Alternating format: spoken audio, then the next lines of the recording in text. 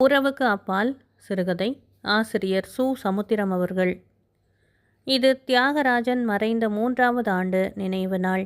தியாகராஜனின் மனைவி காமாட்சி சென்ற இரவு அழுது தீர்த்து வீங்கி போன முகத்துடன் அதிகாலையிலேயே எழுந்து குளித்துவிட்டு பூஜை அறையில் இருந்து அவர் ஃபோட்டோவை எடுத்து மேஜையில் வைத்தாள். ஊதுபத்தியை 10 வயது சிறுவன் பிடித்து கொண்டிருக்க, கல்லூரியில் பியூசி படிக்கும் 17 வயது பையன் மோகன் ஊதுபத்தியை கொளுத்தினான். அப்போது ஒரு ரோஜா பூ மாலையுடன் வீட்டுக்குள் வந்த வித்யா மாலையை அப்பாவின் படத்தில் மாட்டப்போனாள். பிறகு என்ன நினைத்தாலோ தெரியவில்லை, அதை அம்மாவிடம் கொடுத்தாள். காமாட்சி கண்ணீர் மாலை கழுத்திலே வியாபிக்க கை மாலை எடுத்து படத்திலே போட்டபோது அவள் உடல் உள்ளத்தில் தோன்றிய பூகம்ப உணர்ச்சியால் ஆடியது.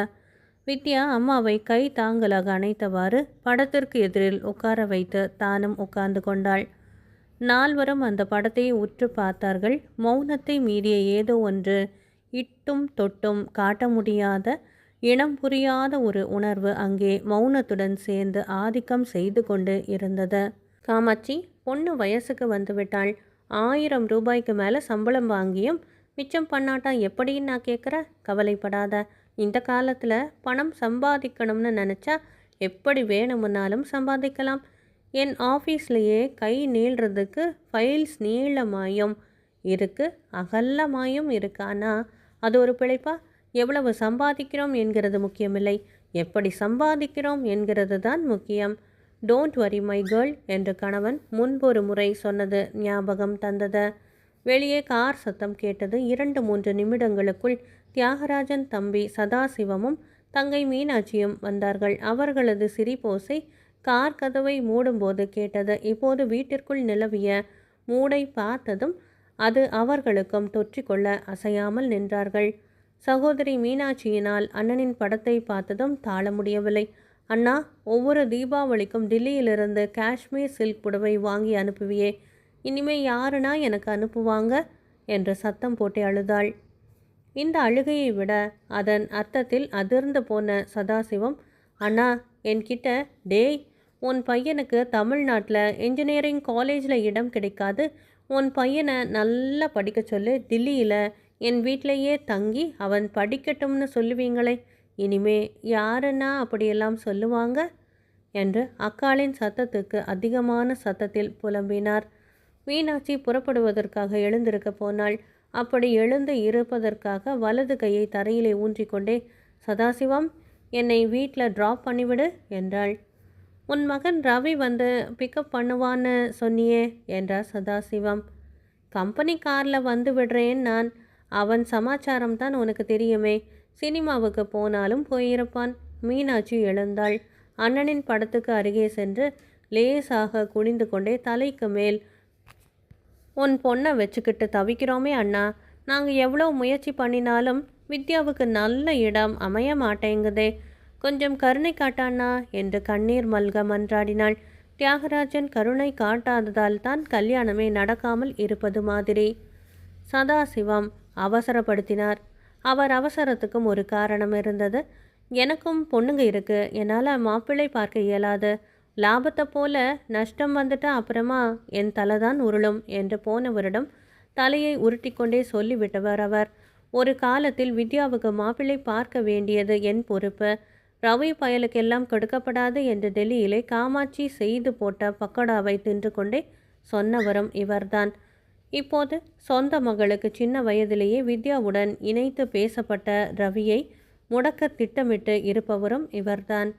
இருவரும் காரை விட வேகமாக புறப்பட்டு காருக்குள் நுழைந்து கதவை சாத்தினார்கள்.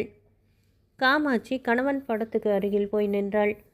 4 வருஷத்துக்கு முன்னாடி, அண்ணா, உங்கள் வித்யாவை எங்கள் ரவிக்கு தான் கொடுக்கணும், மாட்டேன்னு சொன்னால் என் மகன் அவளுக்கு கள்ள தாலி கட்டிவிடுவான்னு சொன்ன உங்கள் தங்கை இப்போ எப்படி பிசப்புறாள் பார்த்தீங்களா என்று பொறுமினாள். வேலூரில் இருந்து வித்யாவின் பெரிய அத்தையும் அவள் புருஷனும் ஒரு கூடை ஆப்பிள் பழத்துடன் வந்தார்கள். மாமா இன்ஜினியர், அத்தை ஆசிரியை. அத்தைக்காரி முறைப்படி அழுது முடித்துவிட்டு வித்யாவின் தலையை கோதிவிட்டு கொண்டே, நம்ம வித்யாவுக்கும் நல்ல காலம் பிறந்துட்டது, தம்பிகளோ தங்கச்சியோ அவளுக்கு ஏதாவது வழி பண்ணுவாங்கன்னு நினச்சி இது வரைக்கும் சும்மா இருந்துட்டேன். தியாகுவோட நீங்கள் எல்லாருமே இறந்துட்டு தான் நினச்சிடாதீங்க, கவலைப்படாதீங்க, நான் இருக்கேன் என்றாள். காமாட்சி அம்மாளுக்கு புத்துயிர் ஏற்பட்டது. மகளுக்கு விடிவு காலம் ஏற்பட போகிறது என்கின்ற மகிழ்ச்சியில் நாத்தனாரை பார்த்து, ஏதாவது சாப்பிட்றீங்களா என்றாள். நாத்தனார்காரி தத்துவ ரீதியாக பேசினாள். அவள் புருஷன் ஒரு தஞ்சாவூர் தலையாட்டி பொம்மை கருகே நின்று கொண்டார். சாப்பிட்டு சாப்பிட்டு தான் என்னத்தை கண்டோம், இப்போ அதுவா முக்கியம்? நம்ம வித்யாவுக்கு ஒரு பையனை பார்த்துருக்கேன், ஒன்றுக்குள்ளே ஒன்று. இவருக்கு தூரத்து சொந்தம். பையனுக்கு என்ன வேலை? ஒரு கம்பெனியில் 2000 ரூபாய் சம்பாதிக்கிறான். சம்பாதிச்சு என்ன பிரயோஜனம்? வீட்டில் விளக்கேற்றி வைக்க ஆள் வேண்டாமா? சின்ன வயசுலேயே 2000 ரூபாய் சம்பளமா? அதுக்குத்தான் திறமை வேணுங்கிறத இவரை மாதிரி இருந்தால் 1000 கண்ணால் கூட பார்க்க முடியாது.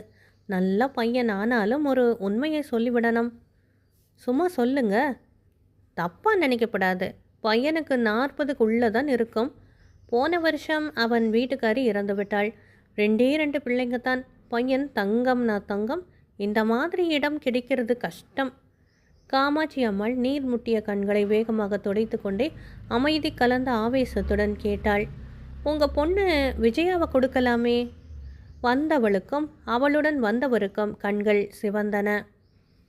எங்கள் விஜயாவும் உங்கள் வித்யாவும் ஒன்றாயிடுமா என்று கேட்க போனவள் கோபத்தை அடக்கி கொண்டு, உங்களுக்கு இஷ்டமில்லைன்னா விட்டுடுங்களேன், எதுக்காக என் பெண்ணை இழுக்கிறீங்க என்றாள். காமாட்சி மீண்டும் அமைதியாகவே பேசினாள். உங்கள் பொண்ணுக்கே அப்படி நினைக்கிறதாக இருந்தாலுமே அதை தடுக்கிற முதல் ஆள் நானாக தான் இருப்பேன். தப்பாக நினைக்கப்படாது. உங்கள் பொண்ணு வேற, என் பொண்ணு வேறையா? உங்களுக்கு இந்த 50 வயசில் 40 வயசுக்காரன் பையனாக தெரியறது நியாயம்தான். ஒரு 22 வயசுக்காரிக்கம் அவன் பையனாக தெரிய முடியுமா? வந்தவர்கள் புறப்பட்டு விட்டார்கள். அன்றுதான் உண்மையான இழவு நடந்ததை போல காமாட்சி எதுவும் சாப்பிடாமல் பிள்ளைகளையும் சாப்பிட சொல்லாமல் ஒரு மூலையில் போய் முடங்கி கொண்டாள். வித்யாவுக்கு மூளை மரத்து போனது போல தோன்றினாலும் இதயம் வெளியே வரப்போவது போல துடித்தது. 3 ஆண்டுகளுக்கு முன்னால் தில்லியிலே வடநாட்டு பெண்ணை போல சல்வார் கமீஸுடன் தன்னுடன் BA படித்து கொண்டிருந்த சக தோழிகளுடன் அஜ்மல் கான் பார்க்கை அலசியது. உல்லாசமாக சண்டிகர் போனது. தாஜ்மஹால் பார்த்தது. அங்கே அவர்கள் அவளை மும்தாஜ் என்று சொன்னது. இனிமும் உனக்கு கேக் தரவே மாட்டேன், அதனால தான் நான் நைட்டில் சாப்பிட மாட்டேங்கிற என்று அம்மா கடிந்து கொண்டது. டெல்லி யூனிவர்சிட்டி மாணவர் யூனியன் தேர்தலில் ஜாயின்ட் செக்ரட்டரியாக போட்டியிட்டு வெற்றி பெற்றது.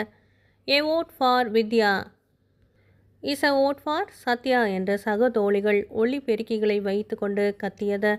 சென்னை விடுமுறையில் சின்ன அத்தை வீட்டுக்கு வந்திருந்த போது ரவி அவளிடம் வளைய வளைய வந்தது. அத்தைக்காரி வித்யா, இந்த ரூம் உனக்கு சரிப்படாது தான், இருந்தாலும் சகிச்சுக்கம்மா என்று குலைந்து குலைந்து பேசியது எல்லாமே நினைவுக்கு வந்தன. அந்த நினைவின் சுமைகள் விழிகளை கவிழ்க்க அவள் கண் கலங்கியவாறே கண் மூடினாள். 1 வாரம் ஓடியது. ரவியன் அம்மா மீனாட்சி வீட்டுக்கு வந்தாள். வர வெள்ளிக்கிழமை ரவியோட பர்த்டே. வீட்டுக்கு வித்யாவை கூட்டிக்கிட்டு வாங்க, வித்யாவுக்கு நல்ல காலம் பிறக்குது என்றாள். காமாட்சி அவளை குடுகுடுப்பை காரியை பார்ப்பது போல பார்த்து கொண்டே, நீங்கள் சொல்கிறத பார்த்தா என்று இழுத்த போது, பேசாமல் வாங்க, ரவிக்கும் ஆசிர்வாதம் பண்ணினா போல இருக்கும். வித்யா, நீ ஏண்டி பெரியவங்க பேசுகிறத ஒட்டு கேட்குற, போ என்று சொல்லிவிட்டு போய்விட்டாள். காமாட்சி வித்யாவை அர்த்த புஷ்டியாக பார்த்துவிட்டு, அப்பாவை போய் கும்பிடு என்றாள். வித்யா தில்லியில் படிக்கும்போது விடுமுறையில் அங்கு வந்திருந்த ரவியை கொஞ்சம் கர்நாடகம் என்று நினைத்து இருந்தாலும் அவனிடம் உள்ளத்தை பறிகொடுத்து இருந்தாள். அவளையும் அவள் பேசும் ஆங்கிலத்தையும் கண்டு கேட்ட ரவிக்கு சற்று தாழ்வு மனப்பான்மை கூட ஏற்பட்டது. ஆனால் வித்யா அவனை சொல்லுக்கு சொல் ரவி டியர் என்று சொன்னதால் தன்னம்பிக்கை ஏற்பட்ட ரவி ஒரு நாள் அழகான காதல் கடிதத்தை எழுதி அவள் வேறு பக்கம் பார்த்த பொழுது அவள் நோட்டுக்குள் வைத்துவிட்டு கோத்ரேஜ் பீரோவுக்கு பின்னால் ஒளிந்து கொண்டான். தற்செயலாக நோட்டை திறந்த வித்யா, இது என்ன தமிழ் ஸ்கிரிப்ட் மாதிரி இருக்கு, இதை யார் வச்சது என்று சொல்லி, டாடி நீங்களா என்று கேட்டுக்கொண்டே அந்த காகிதத்தை ஏந்து கொண்டு அப்பாவிடம் போக போனவளை ரவி தற்காப்பை முன்னிட்டு கையை பிடித்து அவள் தோளை தன் பக்கமாக லேசாக சாய்த்து அந்த கடிதத்தை பிடுங்கினான். அப்போதுதான் அவளுக்கு தமிழ் எழுத்துக்கள் தெரியாது என்பதை உணர்ந்து கொண்டான். கையிலே இருக்கும் காகிதம் காதல் தூது என்று அவன் விளம்பிவிட்டு அவள் என்ன சொல்லப் போகிறாளோ என்று பயந்தான். வித்யா சிரித்தாள், நாணத்துடன் சிரித்தாள். டேமிட், நான் உனக்கு இந்தியில் பதில் எழுத போறேன் பாரு. இங்கிலீஷில் எழுதினா என்னவாம் என்றாள். ஆங்கிலத்தில் கடிதம் எழுதினால் அதில் இயல்பாக வரும் எழுத்து பிழைகளையும் இலக்கண பிழைகளையும் கண்டு தன் காதலியே நிராகரித்து விடலாம் என்று பயந்து போன ரவி, தமிழ் தாய்மொழி, அதில் தான் எழுதணும் என்றான். உடனே அவள், டேமிட், உனக்கு இங்கிலீஷ் வரல ஆனால் என்று சொன்னபோது காதல் வருது என்று ரவி முடித்தான். அப்புறம் எஞ்சியிருந்த ஒரு வாரம் வரையிலும் அவன் வித்யாவுக்கு தமிழ் கற்றுக் கொடுத்தான். அவள் அவனுக்கு ஹிந்தி கற்றுக் கொடுத்தாள். அளவோடு அவர்கள் பழகினாலும் அந்த அளவே அவர்களுக்கு ஒருவித புனிதத்தை ஏற்படுத்தியது. வித்யா நடந்தவைகளை நினைத்து நடக்கப் போவதில் திளைத்து மகிழ்ந்தாள். இந்த 3 வருஷமா ரவி கண்ணால் கூட காதல் பண்ணலன்னு நினச்சது எவ்வளோ தப்பு. கடைசியில் அப்பா அம்மா கிட்ட பக்குவமாக சொல்லி அவனோட பர்த்டேயில் என்னையே வாங்கிக்கிறானே, டேமிட். வெள்ளிக்கிழமை வந்தது. உனக்கு இந்த ட்ரெஸ் நல்லா இருக்கு என்று ரவி டெல்லியிலே எதை சொன்னானோ அதை அணிந்து கொண்டாள். உனக்கு என்னை விட என் ட்ரெஸ்ஸை தான் பிடிச்சிருக்கோ என்று அவள் சினுங்கிய பொழுது அவன் சிரித்த விதத்தை இப்போது நினைத்து கொண்டாள். அதே புடவையை கட்டிக்கொண்டு அதே மாதிரி ரிங் விட்டு முன் நெற்றியிலே முடி கற்றைகளை நளினப்படுத்தி வைத்து கொண்டு அம்மாவுடன் தம்பிகள் சகிதமாக புறப்பட்டாள். வாமா வித்யா என்று வரவேற்றாள் அத்தைக்காரி. வித்யா ரவியை ஓர கண்களால் பார்த்தாள். அவனும் சிரித்தான். அத்தைக்காரி ஒரு ஃபோட்டோவை காமாட்சியிடம் காட்டினாள். யாரோ ஒரு வாலிபனின் ஃபோட்டோ. அத்தைக்காரி அடுக்கினாள். இவன் நம்ம ரவிக்கு ஃப்ரெண்டாம், டெல்லியில் வேலை பார்க்குறானாம். நல்ல குடும்ப பொண்ணா வேணும்னு ரவி கிட்ட கேட்டானாம். மெட்ராஸில் அவனுக்கு வசதியாக பெண் பார்க்க ஆள் இல்லையாம். அப்பா அம்மா கிடையாதாம். அதுவும் நமக்கு நல்லதாக போச்சு. வித்யாவுக்கு தலை சுழன்றது. எனக்கு யாரும் மாப்பிள்ளை பார்க்க வேண்டாம். வித்யா இதுவரையிலும் போடாத பலத்த சத்தத்தில் கத்திவிட்டு மேற்கொண்டு சிறுமைப்பட விரும்பாதவள் போல எங்கேயோ ஓடினாள். அது மாடியில் ஒரு அறையில் அவளை நிறுத்தியது. நிலை குலைந்த மேனியை நிலைப்படுத்துவதற்காக ஒரு தூணிலே தலையை வைத்து கொண்டு கைகளால் அதற்கு அணை கொடுத்தவாறு வெளிகள் சொட்ட நெஞ்சம் விம்ம நினைவு காணலின் ஏமாற்றம் தாங்க மாட்டாது. இப்படியா மனிதர்கள் என்று கொதித்து, இப்படித்தான் மனிதர்கள் என்று கொதித்து அடங்கி விரக்தியின் வேகத்தில் வெடித்து கிளம்பிய பெருமூச்சு விழியோரத்தில் பட்டு அந்த வேகத்தில் உப்பு நீர் உப்புச்சப்பற்ற அவள் வாழ்க்கையை எடுத்து கூறுவது போல கண்ண கதுப்புகளிலிருந்து இறங்கிய போது ரவி வந்தான். வித்யா, இந்த பையனுக்கு என்ன குறைச்சல்? இந்தா பாரு. இந்த அழுகிற சமாச்சாரம் எனக்கு பிடிக்காது. ஏன் பிடிக்கலன்னு சொல்கிற? எனக்கு தெரிஞ்சாகணும். வித்யா நிதானப்பட்டாள். ரவி, நீ மன்னிக்கணும். நீங்கள் டெல்லியில் எனக்கு தமிழ் சொல்லி கொடுக்கையில் தலையில் குட்டுனீங்க இல்லையா? அதுக்கு என்னப்பா? அது செல்ல குட்டுன்னு நினச்சேன். ஆனால் அது உண்மையிலேயே சீரியஸான குட்டுன்னு இப்போத்தான் தெரியுது. உங்கள் குட்டை இப்போத்தான் தெரிஞ்சுக்கிட்டேன். அதுக்கு என்ன இப்போ ஒன்றும் இல்லை. You are correct. நீ எதையாவது நினச்சா அதுக்கு நான் பொறுப்பில்லை. விரலுக்கு தக்கபடி தான் வீக்கம் என்கிறத மறந்துட்ட. உண்மையிலேயே நீங்கள் கெட்டிக்காரர் தான். கம்பெனியை மட்டும் இல்லாமல் உறவையும் கமர்ஷியலாக பார்க்குறவர். குயிக்காக முன்னுக்கு வந்து விடுவீங்க. கங்க்ராச்சுலேஷன்ஸ். உதர்க்கம் வேண்டாம். நான் வாக்கு கொடுத்து விட்டேன். நீ அவனை கட்ட முடியுமா முடியாதா? எங்கள் குடும்பம் நொடிஞ்சு போனது உண்மைதான். ஆனால் நீங்கள் மாப்பிள்ளை பார்த்து நான் கட்டிக்கிற அளவுக்கு மானம் நொடிஞ்சு போகலை சார். பின் விளைவுகள் தெரியாமல் பேசாத. இது உங்கள் அப்பா காலம் இல்லை. வித்யா இப்போது அவனை நேருக்கு நேராக பார்த்தாள். அவனை பார்க்க பார்க்க தன் மனம் அழுகையை அடக்கியது. இயலாமையை எதிர்ப்பு விலகியது. அச்சத்தை அஞ்சாமை விரட்டியது. மீண்டும் டெல்லி பெண்ணானாள். பின் விளைவுகள் தெரியாமல் பேசலை. முன் விளைவு தெரிந்ததால் ஏற்படுற பின் விளைவு தெரிந்துதான் பேசுகிறேன். நீங்கள் எல்லோருமே வட்ட மேஜை மாநாடு போட்டு எங்களுக்கு கொடுக்க போகிற உதவித்தொகையை நிறுத்த போகிறீங்க, அவ்வளோதானே? பரவாயில்லை.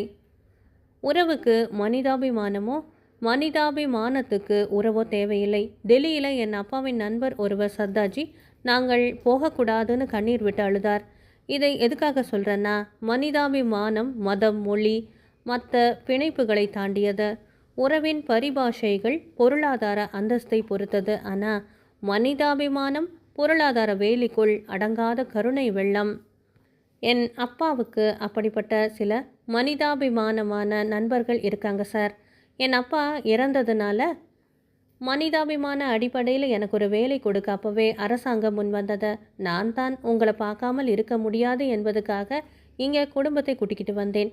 இப்போது உங்களை பார்க்கக்கூடாது என்கிறதுக்காகவே பழையபடியும் டெல்லிக்கு போக போகிறோம். அங்கே வேலையில் சேர போகிறேன். தேங்க்யூ மிஸ்டர் ரவி, வரட்டுமா? ஒரு வாரம் ஓடியது. சென்னை சென்ட்ரல் ரயில் நிலையத்தில் டெல்லி ரயிலுக்கு மணியடிக்கப்பட்டது. 2வது வகுப்பு பெட்டியிலே வித்யா, அவள் தம்பிகள், காமாட்சி அம்மாள் உட்கார்ந்திருந்தார்கள்.